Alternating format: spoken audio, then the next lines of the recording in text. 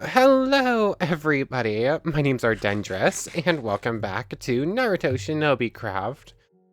I'm recording this much later than I usually do. This one is definitely going up for the late for the members, which sorry about that. Morning time stuff ended up taking much more time than I was expecting, and plus I had to do some training before the start of this. So, yeah, I'm recording this quite a bit later. This might just be a short one. Either that, or I am either that or I'm gonna have to record this one in batches and do like the first 20 minutes now and then record the last 20 in a couple hours, like actually tonight. But anyways, last time we were doing further training with our Academy craft abilities, checking out flight, offense armor, and static shield or whatever this skill is called. I cannot remember right now. Arrow separator, that's what it was. So this is a pretty interesting set of skills. A lot of these other ones over here are actually mastered. So, it's Arrow Separator. I almost forgot the name for it immediately again. I think last time we also fought a Sutsuki. We actually did fairly well, but we're not exactly winning that fight anytime soon. But Arrow Separator's like a big bang all around us. It takes a bit of health and it's very expensive to use, but it's pretty strong if you can hit it. Then we have offense armor, which is basically this orb around us. Things that get too close will get pushed away and take damage. But we also lose a lot of our speed with it active, so it's kind of time it if you're going to take a big hit. Otherwise, try to, yeah. That one's very good if it's an amazing defense, but it's very hard to actually get working effectively, I think. The most important one, however, probably is flight. I think it's just called flight, or flying. Basically, we just grow a pair of helicopters out of the top of our heads. This is it's literally creative flight too, although it is a little expensive, but that will get better as it's mastered anyways. So that's just a pretty cool skill. And now that that's actually up to 50%, one, we're now maxed out level Arrow Hand in its entirety. 2, we can get Mind Course level 5, which we could have gotten last time, but got distracted by a Blood Moon. And we can learn the final Arrow Hand ability. So that's all pretty cool. So there's Mind Course level 5. Oh yes, also last time we made the armor that comes from Extra Academy, the IMAG Energy Leggings, which basically counts as powered damage reduction. We haven't met a good opponent to test it on. Like a Rogue Ninja ended up like a third of the damage most of the time, if it did any damage at all. But it's probably not a fair assessment. They were only doing at max a heart anyways. So we're gonna need to test out how good this stuff is and make sure that we can keep it charged up. So there's that. Wait, what does that one do specifically? Speed up CP recovery by 20%. I'm gonna assume the second percent is accidental, but cool. Anyways, we need to look at Stormcore, which we unlock by leveling 50% on flying. Ba-da-doo. This is just going to take a moment. But what else are we getting up to today? Like, we can start up with Thaumcraft, we can start up with Bloodcraft, or, it's not called Bloodcraft, Blood Magic. We can start with Mahusukai, we can go to the Twilight. There's a lot of options to do. I'm recording this very late, and, yeah, this morning took a lot out of me, so I don't know if I have enough brain power for something as super advanced like Thaumcraft starting points. I don't know. I haven't thought that far ahead. I was just on here doing some training. But Storm Core. Create a core that can attract surrounding entities and then explode.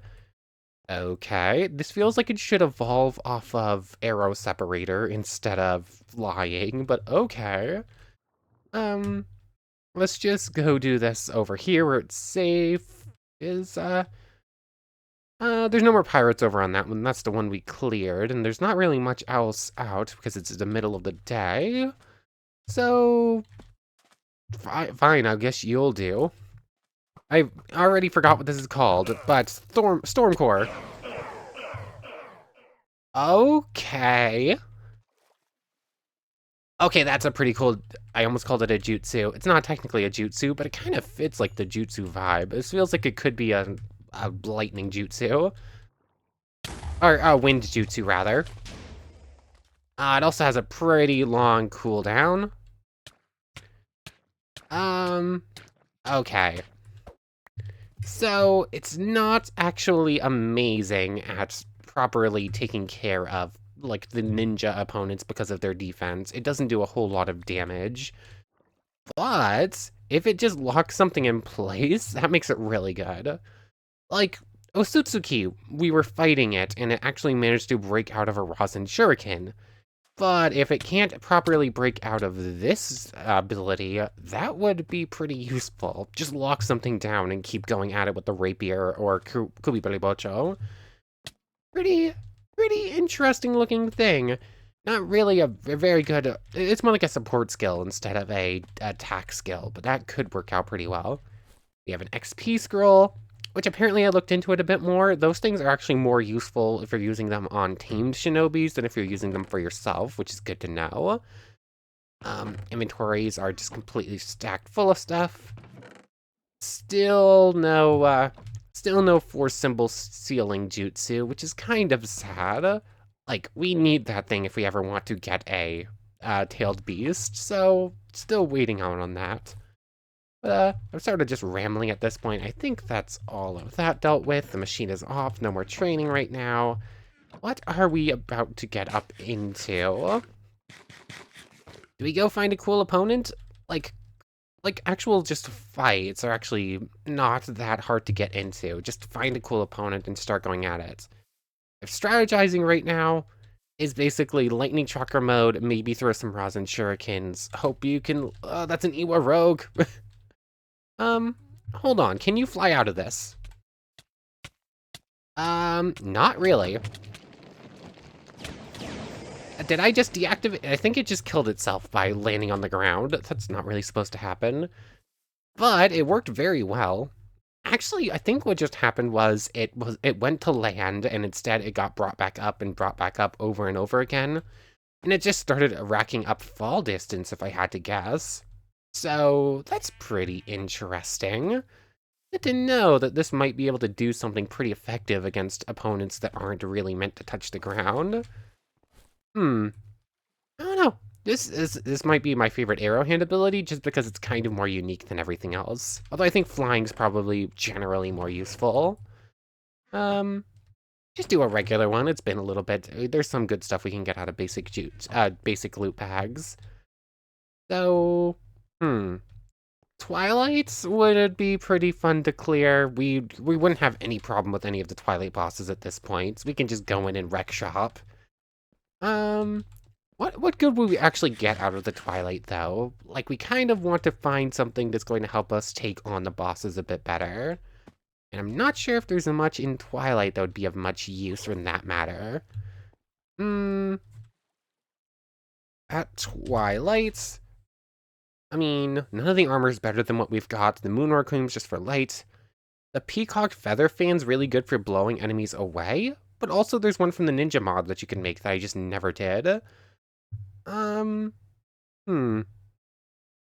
Yeah, I don't think there's actually going to be much useful that we can that we can get out of the Twilight for actually making ourselves strong enough to take on the stronger bosses. So that's maybe out of the question for right now.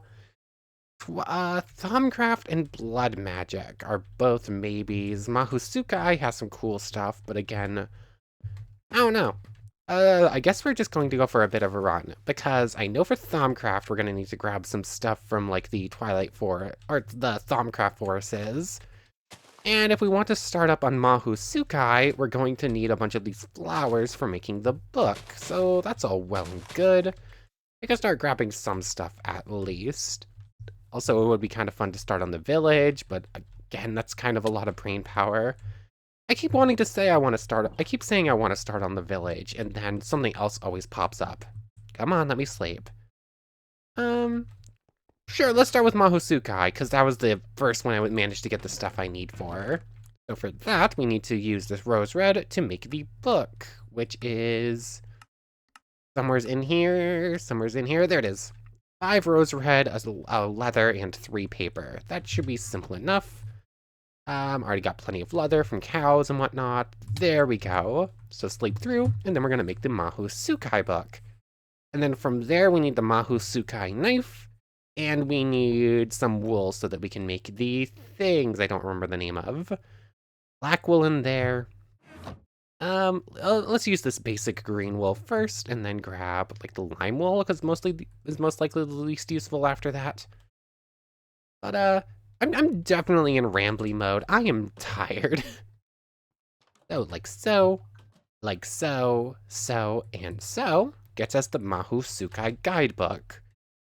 And then from here, basically it tells you, oh, here's how it works. Here's mana performing magic. You can make all of these things.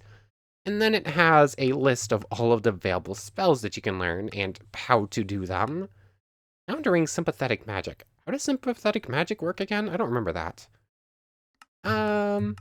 Sympathetic magic refers to a symbolic magic in which a target can be affected remotely through the use of a symbol. You use a scrying circle for sympathetic magic and must be actively scrying something.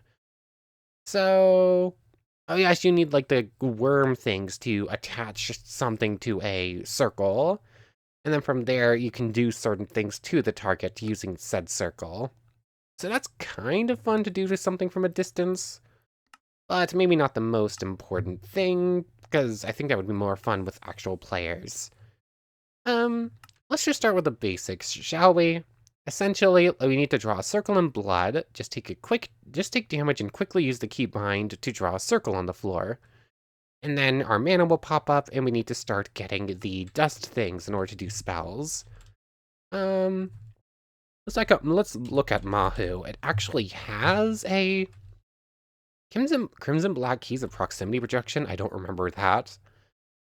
Game, you okay? So it has this dagger here, which you can use to just do a little bit of damage to yourselves. Although blood magic also has a dagger like that. Blood dagger, sacrificial dagger should be able to do just the same, and that's 6 glass in one of each. That's cheaper and will probably still work anyways. So let me smelt up some glass real quick, and then we'll make a sacrificial dagger to get started with. Okay, so sacrificial dagger coming right up. And there we go. And I now have this set to H, so if I just go... Oh. Okay, I guess these daggers don't actually work the same. It takes away health, but doesn't count as taking damage, I guess, which is interesting. I don't know. That's a weird fringe case, I guess. Fine, then we'll make the other one have a Juraway game. Thankfully, I have a little bit of extra red dye. Let's actually switch back to Mahu at that point. And I guess since we have that dagger, we could also make the Bloodcraft one at some point. Blood magic. I cannot remember the name for some reason. 2 gold, 2 iron, 1 purple dye, or 2 purple dye. Cool. 2 gold, 2 iron, 1 stick. Forgot that part. There we go. You can go back in, and the red dye is right here. I don't have any actual red dye, right? It's just the flowers. I think it's just the flowers. But so, thank you. This. Yep, dagger, there we go. So from here, we should be able to go like that and do that. Become a Mahu Sukai. And now you can see in the top left there, we have our Mahu number. And basically, the more magic we do, the more Mahu we give up, the more Mahu we have, and eventually we'll be doing super strong skills. So from here, what's the most basic starting spell? I don't remember. Ley lines in the Fae and Fae Essence and whatnot, and Mystic Codes, a lot of this is coming in later. For now, we want to take a look at boundaries, actually, because some of these boundaries actually stop mobs from coming in. The Alarm Boundary is perhaps the most basic boundary magic.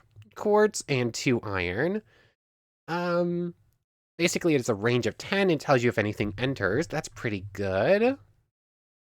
Placement boundary teleports entities that attempt to enter the range to the other side of it. So basically, I could say, make this a safe place, and then any mobs that try to enter are just going to get teleported all around. Although it's kind of expensive to keep active. Anything that has like a mana over time thing is going to be very expensive right now. Make a makeshift wall, drains 20 for every block. Okay. Is that block That's block optional as well. Large invisible barrier with range 10 that you can pass through, but mobs, arrows, and other entities cannot. It will not replace solid blocks other than the grass, nor will it replace water. Drains 1 mana every 3 seconds. That's kind of expensive, but that would make this place entirely safe. Although I couldn't put it right above the training room, that would mess with some stuff. That's just a diamond and 2 iron. That could be a cool one to start with. This one makes things slower, but again, it's pretty high. Slowly drains life from nearby mobs in a range of 10. We'll gain health back. Gains 5 mana from the caster every 1 second. Okay, that's very expensive, but kind of cool. Ascension will teleport you to the highest Y. Yeah, there's just a whole bunch of stuff. There's too much to actually go layer by layer. Let's start with the solid wall one, I guess. And from here, we need to turn these things into dust. And there's 2 options. The hammer, if I actually click on it right, that'll get us 1, or the mortar and pestle will get us 2 of each, but it's a little bit more expensive. And by that, I mean 3 diamonds, 2 sticks, 1 diamond, 2 bricks. Yeah, we're just going to jump straight to the good one. I just need to get my hands on a couple of bricks first.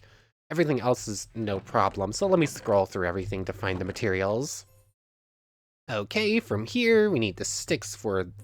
That's not how you make sticks, that's how you make sticks.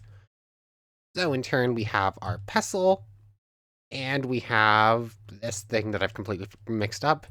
Mortar and pestle, there we go. And now we can start going ahead and making all of the dust we're going to need for it, which is also very simple, just that. And then like that is also pretty good. Now, 1 iron, 2 iron, and then a diamond will now make this a, this is the tangible boundary. Yeah, this is now a tangible boundary. It just sort of exists right there. Nothing will be able to go through except for us. So if I just make an inventory spot, empty click, it is now activated. You can see it circling. It's got cool animations on it. This is one of the more boring animations. They get cooler. But you can see our Mahu is now slowly draining away up there, although our regen can mostly cover it. But that, you can sort of see when we pass through it, the invisible barrier, we can pass through, but everything else is just going to get stuck. This is 10 blocks down too, right? Like, aha, it's right there. So that actually works out fairly well. I actually have a flying thunder god in there, so I can actually make my way in if need be. But we can sort of jump up there, and you can see it's at the same height as the spawners, but that's fine. Also, where exactly are the zombies spawning when the lights are on? It's a weird one.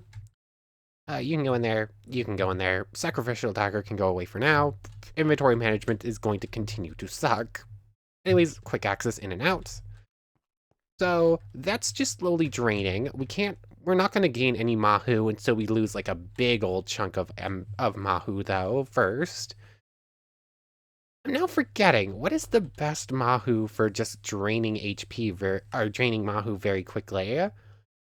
I feel like there's one that drains like 80 at a time, and you can just sort of make it pretty simply, lose all your Mahu, get something, get Mahu back, and just keep going back and forth like it. But I don't remember what. That one's cool, but we can make it right now. I don't know. I have to try and go through everything and try to remember what we should be starting with. Because right now we just have like a little safety bubble, but it's pretty much the bare minimum for it. There's also ones like, is equivalent displacement. It drains 60 MP for the caster teleports. Basically link 2 together, and then you can just like go on top of it and teleport between the 2 for a big chunk of MP. That one we can't use. Scrying. You can scry on things if you use a name tag with their name. We could scry on ourselves. That could be pretty funny. Strengthening could be a good one. A strengthening scroll will strengthen the first thing on your hotbar or your offhand if you're holding something. That's bad. If it did that one first instead of the offhand, but it's going to do offhand first, which means we couldn't use it with the jutsu in our other hands. Strengthened items are temporarily unbreakable, do more damage, and have increased mining capabilities. But that one also requires a cloth, so that's another good place to start things off with. Just get our spell cloths going. And that was 2 diamonds and an iron, right? 2 diamonds and an iron. Yes, cool. So go ahead and use the knife. There we go. That's now set up for that. We could just repeat the last thing we did, but that's not what we're doing here. You want this and this. 2 diamonds. And an iron. And now when we right-click it again, we now have the strengthening scroll. So that thing can go away for a moment. And let's grab out the training dummy just to see how good this thing is. It will also drain a whole bunch of Mahu, which will be good. So if we use this, it drained 50. We don't have any extra left now. 27.8. I don't remember. It is strengthened, but I think that might go away over time. I don't remember. I also did not grab one beforehand. Okay, it does go away. It's a 10% boost. That's pretty good, actually.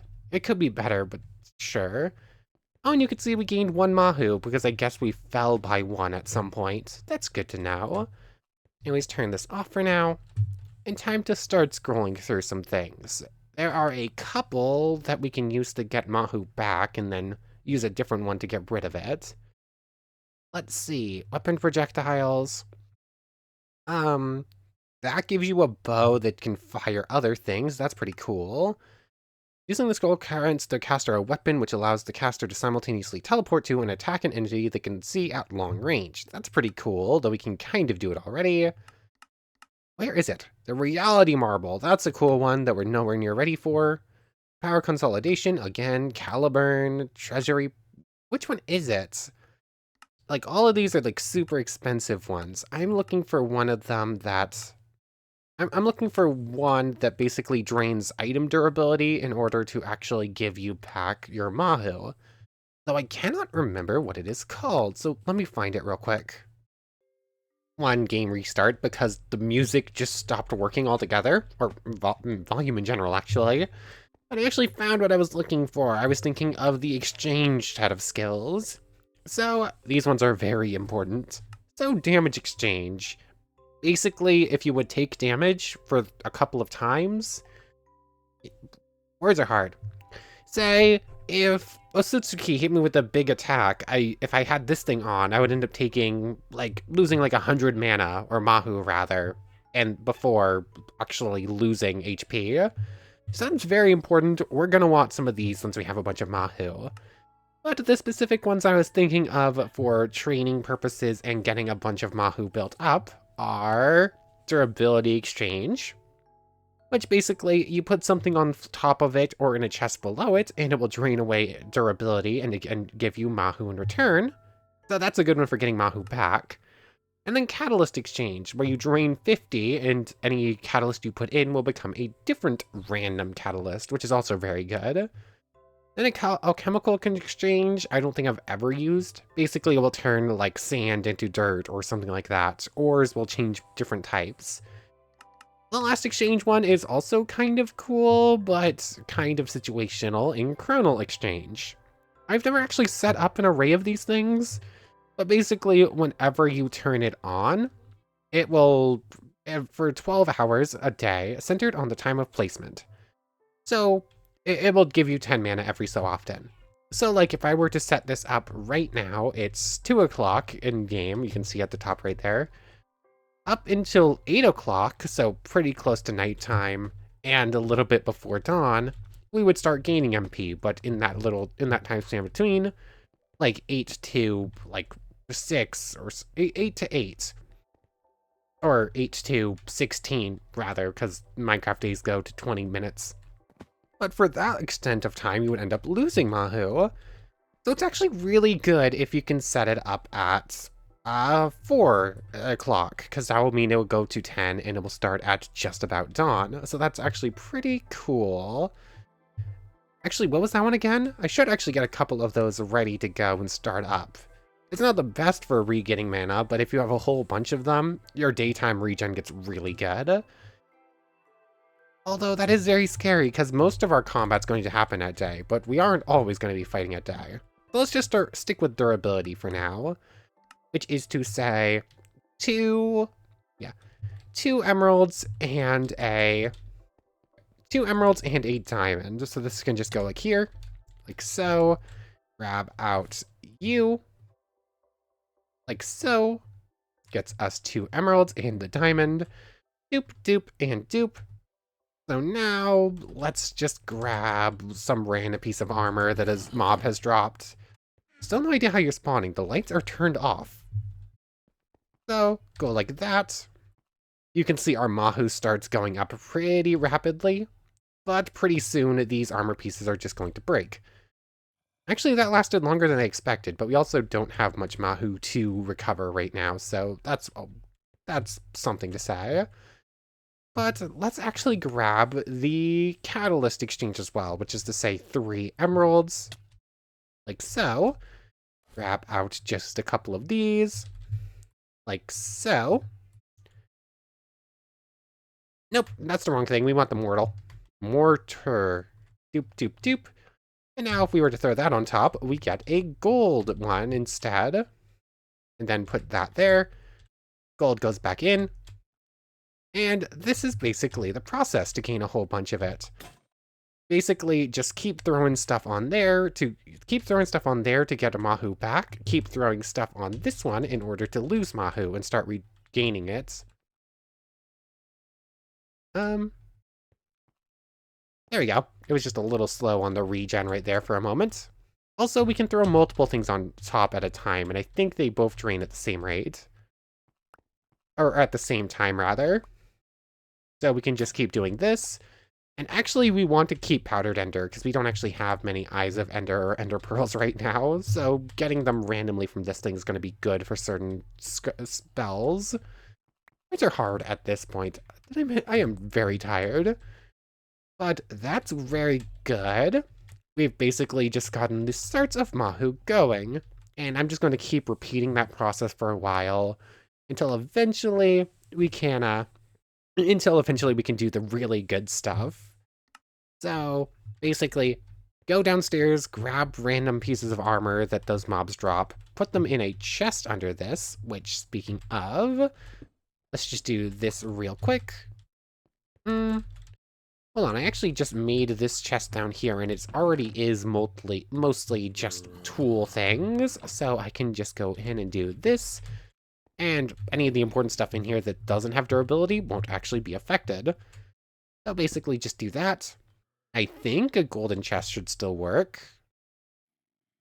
Okay, yes it did. Cool. And it drained a whole bunch, and it drained durability a little bit faster even. So from here, this can just go in here as well. Actually, I need to keep access to that. Whoops. Just repeating the process. Grab out some iron to turn into this instead, because I don't really have... The only other ones are Powdered Ender right now, and iron doesn't matter. Like so. Gets us a whole bunch of the stuff, and then just keep throwing stuff on top of it. Every 2, we'll get an extra Mahu out of it. And basically, we can just keep going forever with this thing, because that thing's always just working. So this works out pretty handily. So I'm just going to keep at this for a moment. I think we'll take another look at what we can do once we hit 150, I think. I think there might be some new good stuff at that point. At least I want to say there's some sort of really good spell you can do when you hit 150, but I don't remember what. I'll see you in a little bit once we're closer to that point. Well, that's not exactly good. A necromancer approaches the village. This has happened one other time, but I wasn't able to actually catch it. So basically, our friend over here is causing mayhem. Revolving Heaven. Bye! Basically, a necromancer. It'll just keep summoning a whole bunch of... Why did it even come back? Revolving Heaven just solved that in a moment. Basically, that thing wouldn't die as long as it had summons available. So I just instantly killed all the summons and sent it flying so it couldn't summon more. That works pretty well. Yeah, that wasn't really worth the time to come back to. It was over that quickly. But I'm still here working on it. I need to make more iron. In fact, I was just about to when that happened. So just continuing on in my work. Where are we at right now? We've made it, like, 10 extra from where we were before, something like that. Nothing great. So I'm just gonna keep doing this. Actually, the regen is fast enough where it doesn't even properly show up as upgrading yet. Either that, or I am literally just immediately taking away durability here and putting it into the catalyst. That could also be what's happening. I don't think so yet. I think we're just regenning at the exact same rate as we're throwing it on. But all of that gets us to 130. Is there anything new we can do at this point? Let's see. Retribution exchanges the health percentage of the caster with the health percentage of the target. It costs 40 times the difference in health points. That's a lot. So basically, if our opponent had 3 health points more than we did, they would lose 3 health points and we would gain them, but it would take all of our Mahu. So unless you have like thousands and thousands of Mahu, that's not going to be very useful. Although if you did, and you happen to use that on an almost full health tailed beast, while you have like 100 health and it has 1,000, that could be pretty useful for actually beating one, or beating strong mobs like Osutsuki. Although, I don't remember, was that actual health or health percentage? Health percentage of the caster with the health percentage of the target. So basic... I don't know, that's worded slightly differently. I think it drains it. Let's say I have 50% health and it has 100% health. I want to say that we would change, we would have 100 and it would have 50%. But it would still be like, if we have 50 health and it has 1,000 health, I want to say it would still be that difference times 40, which is a lot harder to deal with, but may be useful. We're after damage exchange though. That's a really good one to get. Although also still very expensive. It's a defensive skill. We need defensive skills more than anything right now. So let me sleep through the night. I'm just going to keep working on Mahu in the meantime, once I can though. Really just rambling for 20 seconds so I can sleep. Okay, so we're getting pretty high on Mahu now, just instantly 160. I had an idea. There is a boundary of drain life, which basically says 2 iron and an emerald will end up giving you... we'll give you a boundary of drain life. So, that thing is supposed to drain life away from everything within it, and will end up getting healed for the thing. For every health drained, health, hunger, or mana is restored to the caster in that order according to our needs. I'm curious if this is going to work. Like, it's every 10 seconds, right? And it costs 5 mana every second to keep active, slowly drains. I need to actually go get hit so I can see if this works. But this area also needs to remain active in order to tell as well. But let's say, I had seen a Satyrs over here. What if I just go let it hit us once? Hello, friend. I'm picking a fight so you can beat me up. And body replacement jutsu. Ow, ow, wow, why are you doing that? Teleport. Oh, ooh, that works. Ooh, that worked. That might have worked better than I was expecting even. Hold on. Do I let Otsutsuki attack us once? Oh, no. Wait, why did you just fail to do any damage to us there? Like, that was a pretty big hit to get knocked at us. Oh yeah, we also have really good armor now. Huh. The lack of damage we just took is, pretty interesting. But how good is our regen? So we just get to safety. We have infinite regen now. And it heals health as well. Maybe that's a little bit too strong. Like, our training dummy friend here is never going to die and is always just going to keep... What was with that? Oh yeah, this thing is also giving us Mahu back. So as long as that has stuff in it, we will never run out of Mahu. And as long as this is running, we will never run out of health. We accidentally became immortal. or at least a variant of Immortal. That's a big maybe. I have a feeling that big fist attack that Otsutsuki can launch might still be able to get us. But it is an interesting point. Although, I also have a way I could probably set this thing up for health regen infinitely without using an unkillable mob. Because in the swamps, you can find, I forget what they're called, but there is one of the mobs in the swamp that spawns pretty regularly, will always regen as long as it's in the water. So basically what you can do is make like a little water prison thing, put a name tag on it, and it will never despawn and it will always just be within it. So that could work pretty well. Although this whole plan also relies on this area being chunk loaded, which is a maybe. I don't actually know on that front. I think it might be though. I don't know. Like, this is very powerful. If it works like I immediately think it works and that this will just always stay active, we basically just became unkillable, even with very little Mahu already at our disposal.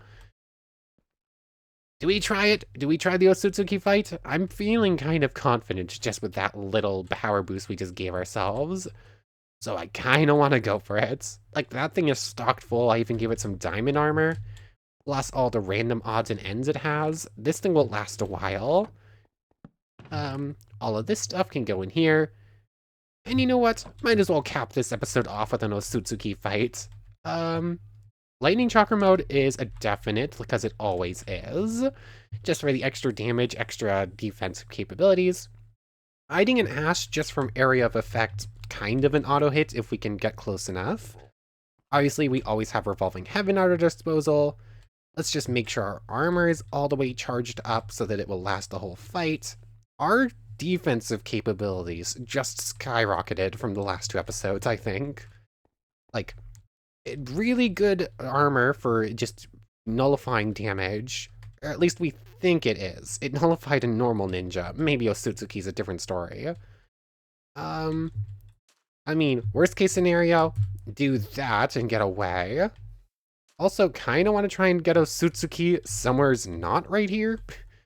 Like, if we can drag it away into the corner over there, that would be better. But Rasen Shuriken, get that ready to launch, although I don't think we landed a single one last time. And the Rasengan as well, just to have it active. Actually, let me go get another Monster Ball real quick. We're going to grab this Otsutsuki and drag it somewheres a bit further away. And while we're over here anyways, might as well wait for nighttime so we can just sleep it through. How do we make the Monster Balls again? I don't remember. It's cyan, right? Yeah, 4 cyan, 2 grass things, 2 snowballs, and an iron. Snowballs. Grass, I think I put in here, because it's technically a block. Iron and cyan. We're just missing the green dye. And let's grab out lapis. Need a little bit more. Actually, just make as many of the monster balls as we can. We need to just carry a bunch on us. It's pretty important. So, like this. Make as much cyan dye as possible.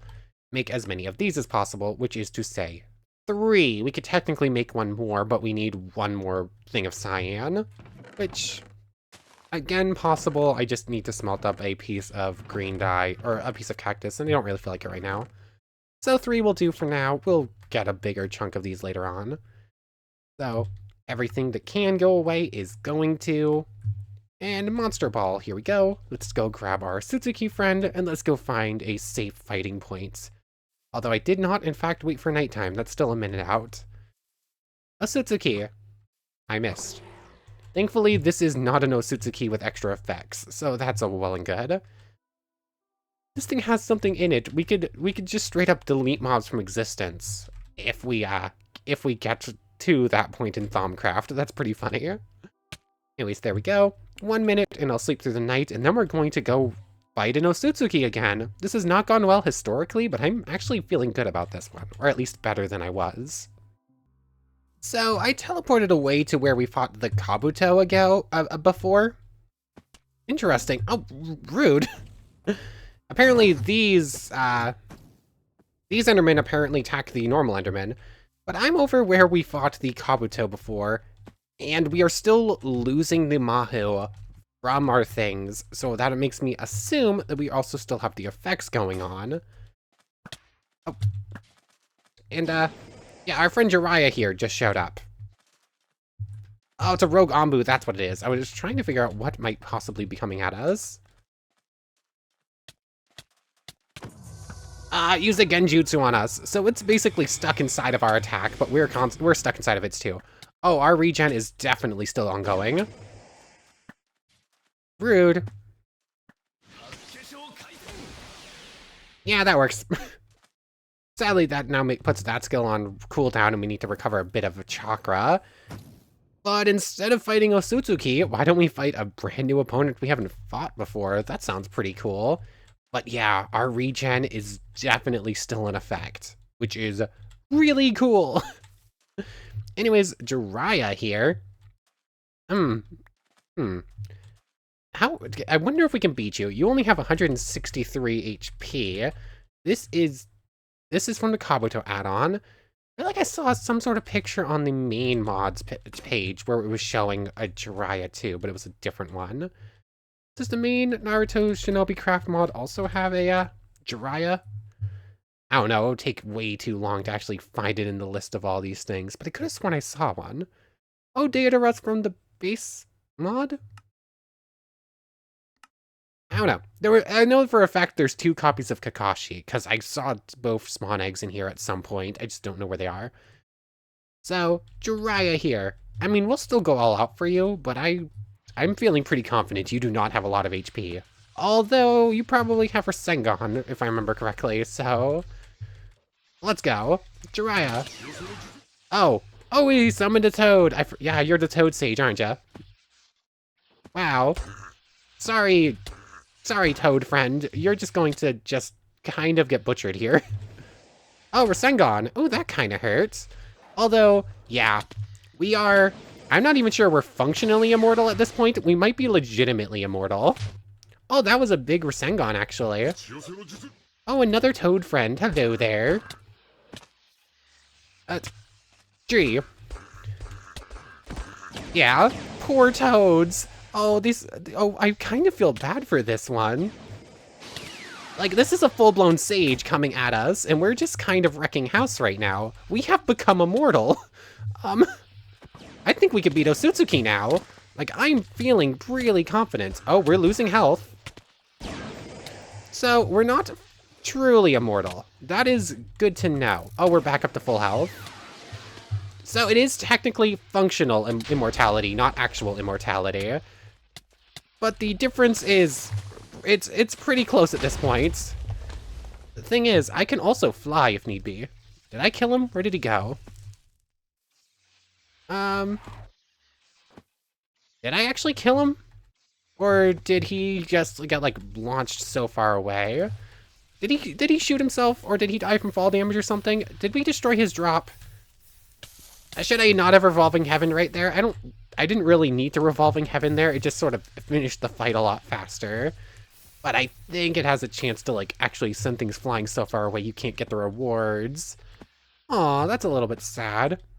I think, if I remember what I read correctly, you can get Sage Mode off of him, which makes me really sad if we ended up killing him without the chance to get Sage Mode.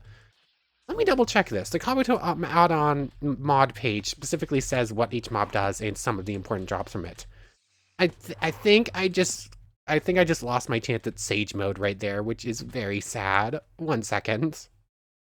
Okay, so it looks like he goes Sage Mode. That's what I read. He doesn't actually have a chance to drop Sage Modes from the looks of it, which means I'm actually surprised the Kabuto mod doesn't add a way to legitimately get Sage Mode, because the base mod only has that as a creative mode thing. But this mod seems to make most things that were creative mode only have some way to get them legitimately. I can survive. I'm sorry, what? That's a very expensive set of armor to just get deleted from existence. Ooh, that's sad. Thankfully I found extra of the fluid that makes making them easier, but still, and I have to remake that? that explains why in the middle of that fight we suddenly started taking more damage. Aw. I'm curious if there's some sort of battery from Academy Craft that you can carry on you. Like, these energy unit groups, I'm curious if it would start draining from these if you had them in your inventory. Although, one of these is only half of what you need for the armor set, so that's still not great. I don't know, I'm sure there's probably some way to get around it to have like a bunch of these set up and giving you all the power you need, but that would be very expensive. But apparently we didn't need it. When we lost the armor, we started taking damage, but we're basically immortal now. We accidentally became immortal. Okay, very cool. I might need to turn this off just so we have a challenge. But anyways, I want to thank you very much for watching. I hope you've enjoyed as much as I have, and hope to see you next time. So, without further ado, take care, everybody. I want to thank you all one more time for watching, and we need to make a special thank you to the channel members, Yamato Tanagura and Goddess of the Star-Filled Void. Thank you both so much for the extra support. I'm really, really grateful for it. But without further ado, for real now, take care, everybody.